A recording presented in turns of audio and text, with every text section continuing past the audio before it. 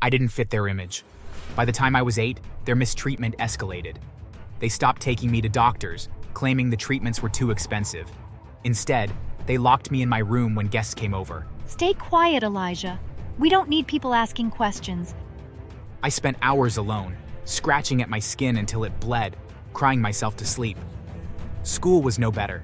They enrolled me in a cheap public school where kids called me Lizard Boy and teachers pretended not to notice. My parents never defended me. They blamed me for the bullying. If you didn't scratch so much, they wouldn't tease you. Control yourself. The final blow came when I was 10. My condition worsened, and my parents decided I was too much trouble. One night, they packed a small bag with my clothes and drove me to a rundown orphanage on the edge of town. "You'll be better off here. We can't keep dealing with this." It's for your own good, Elijah. Don't make a scene. I begged them to take me back, tears streaming down my face, but they didn't even look at me. They handed me over to a tired-looking woman and drove away.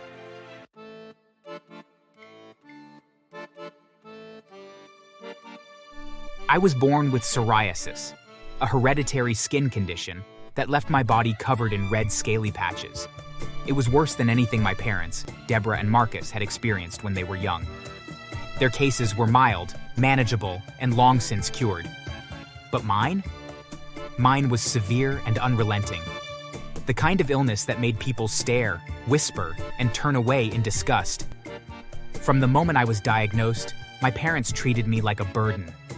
I was 5 when I first noticed their resentment. Why does he have to look like that? It's embarrassing to take him anywhere. It's not our fault. We got over it. He should too. They weren't wrong about it being hereditary. They'd passed it down to me, but instead of compassion, they offered cruelty. My mother would scrub my skin raw during baths, as if she could wash the disease away. Stop crying, Elijah. If you'd just try harder, it wouldn't look so bad. My father was worse. He barely looked at me. When he did, it was with a grimace, like I was a stain on his perfect life. They were well off, running a small real estate business, and appearances mattered. I didn't fit their image. By the time I was 8, their mistreatment escalated. They stopped taking me to doctors, claiming the treatments were too expensive. Instead, they locked me in my room when guests came over. Stay quiet, Elijah. We don't need people asking questions. I spent hours alone, scratching at my skin until it bled, crying myself to sleep. School was no better. They enrolled me in a cheap public school where kids called me Lizard Boy and teachers pretended not to notice. My parents never defended me. They blamed me for the bullying. If you didn't scratch so much, they wouldn't tease you. Control yourself. The final blow came when I was 10. My condition worsened, and my parents decided I was too much trouble. One night, they packed a small bag with my clothes and drove me to a rundown orphanage on the edge of town. "You'll be better off here. We can't keep dealing with this." It's for your own good, Elijah. Don't make a scene. I begged them to take me back, tears streaming down my face, but they didn't even look at me. They handed me over to a tired-looking woman and drove away. I stood there, clutching my bag, watching their taillights disappear. That was the last I saw of them for years. The orphanage was cold and strange, but it was better than home. At least no one pretended to love me while hating me. I kept to myself, hiding my skin under long sleeves, but the other kids still noticed. The taunts followed me, though they were less vicious than at school. A year later, everything changed. A couple, Sarah and Daniel, visited the orphanage looking to adopt. They were in their late 30s, kind and very gentle. Unlike others who came before, they didn't flinch when they saw me. Sarah knelt down and smiled. Hi, Elijah. I'm Sarah. Would you like to tell me about yourself? I was shy and guarded, but her warmth disarmed me. Daniel joined her with his gentle eyes. They didn't stare at my skin or ask invasive questions. They just listened to me speak. After a few visits, they asked if I'd like to live with them. I said yes. I was terrified but hopeful. Sarah and Daniel were everything my parents weren't. They took me to specialists, paid for treatments, and never made me feel like a burden. They continued trying to get me cured. When I scratched my skin in frustration, Sarah would hold my hands and tell me stories to distract me. You're stronger than this, Elijah. We'll get through it together. Daniel helped me with schoolwork, encouraging me to dream big. They enrolled me in a better school, where teachers cared and the kids were kinder. My psoriasis didn't vanish, but with proper care, it became manageable. More importantly, I felt loved.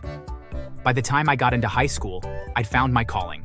I wanted to be a doctor, a dermatologist. I'd spent my life battling my skin, and I wanted to help others do the same. Sarah and Daniel supported me every step of the way, attending my science fairs, cheering at my graduation. They were my real family. All these years, I never heard from my biological parents. They never, for once, contacted the orphanage to check in on me. It made me hate them even more. I excelled in college, then medical school. By my late 20s, I was a rising star in dermatology, known for innovative treatments and a compassionate bedside manner. I opened my own clinic, and soon, my name was in medical journals and on TV. Life was good. I thought I'd left my past behind, but then my parents showed up unexpectedly. I was 32. It was over 20 years since I last saw them. That day, I was preparing for a conference when my receptionist buzzed me. Dr. Elijah, there's a couple here to see you. They say they're your parents. Please come out. My stomach dropped. I hadn't seen Deborah and Marcus in so long, but the anger and pain came rushing back the moment I heard they were at my clinic to see me. I told the receptionist to send them in. When they came in, I was surprised at how different they looked. They were older with so much gray in their hair, and Marcus was slightly limping. They'd gone from the young people I knew to wrinkly people. Elijah, look at you. We always knew you'd do great things. We're so proud, son. We just want to be part of your life again. Hearing them call me their son made my skin crawl. It was always hey or a grunt. They hardly addressed me by my name or called me their son when I was still with them. I asked why they were in my clinic. We're here to apologize. We made a mistake, Elijah. We were young and overwhelmed. We want to make it right. She's right. We want to make everything better. You're successful now. We could help you. Be a family again. I saw through their lies. They weren't sorry. I knew they'd seen me on TV and heard about my successful clinic, so they wanted a piece of my success.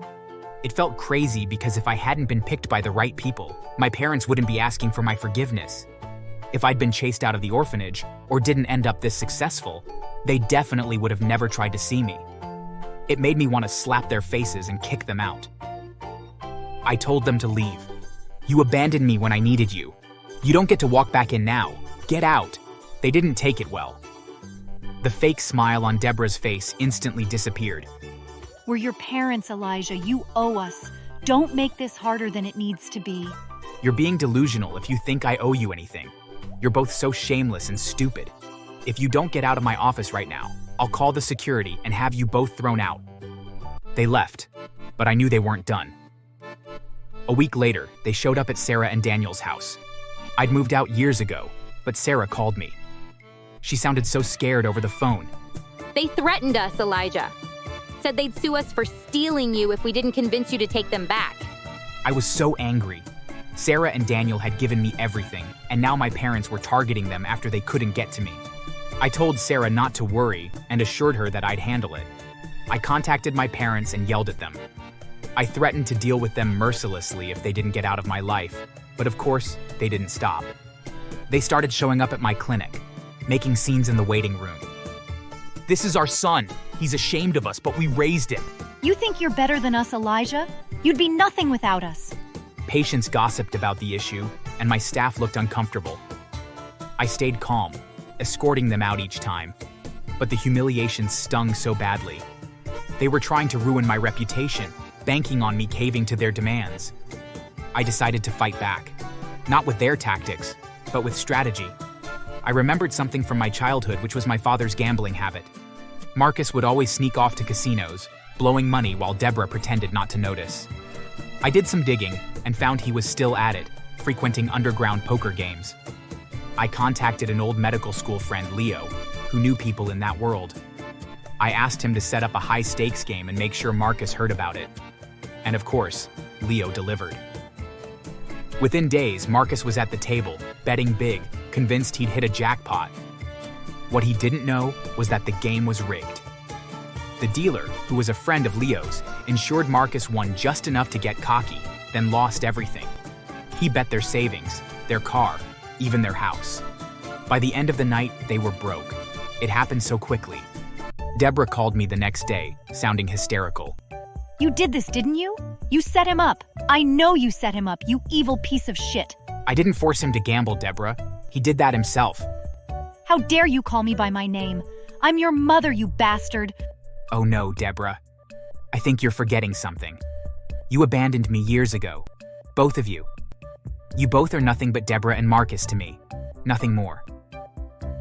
I ended the call before she could say anything else. For a few months, they didn't bother me anymore. They tried to rebuild, but without money, their real estate business collapsed. They were forced into menial jobs. Marcus worked as a janitor, while Deborah worked as a dishwasher. It was manageable at first, but soon, the stress and poor conditions took a toll on them. Their psoriasis, which was dormant for years, flared up, worse than ever. Their skin cracked and bled. I thought they'd be too ashamed to ask for help, but desperation drove them back to me. They showed up at my clinic in tears, their skin looking so raw and inflamed, begging for help. Please, Elijah, we're sorry. Just give us something to fix this. Please, you're a doctor. You can't turn us away. Help us, please. I looked at them and remembered every cruel thing they did to me. Every tears I shed because of them. I could have helped.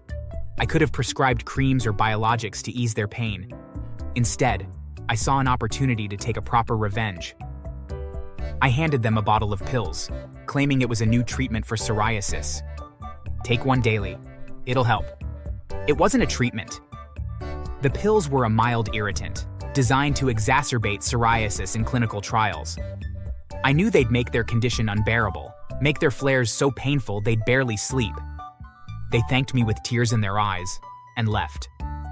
Within weeks, I heard through a mutual acquaintance that their skin was worse than ever. The pain was constant, their lesions infected. They couldn't work, couldn't afford care, and were living in a shelter. With my influence, I made sure they were fired from their jobs. I also prevented them from receiving any form of social aid. To add insult to injury, I opened a nonprofit organization and named it the Marcus and Deborah Foundation for the Forgotten, a public mockery of the people who once discarded me. I felt no guilt. They had abandoned me, tormented me, and tried to ruin the lives of those I loved. They deserved every second of their suffering. Thanks for watching. Make sure to subscribe and leave a comment down below saying, "I subscribed." We'll do our best to reply.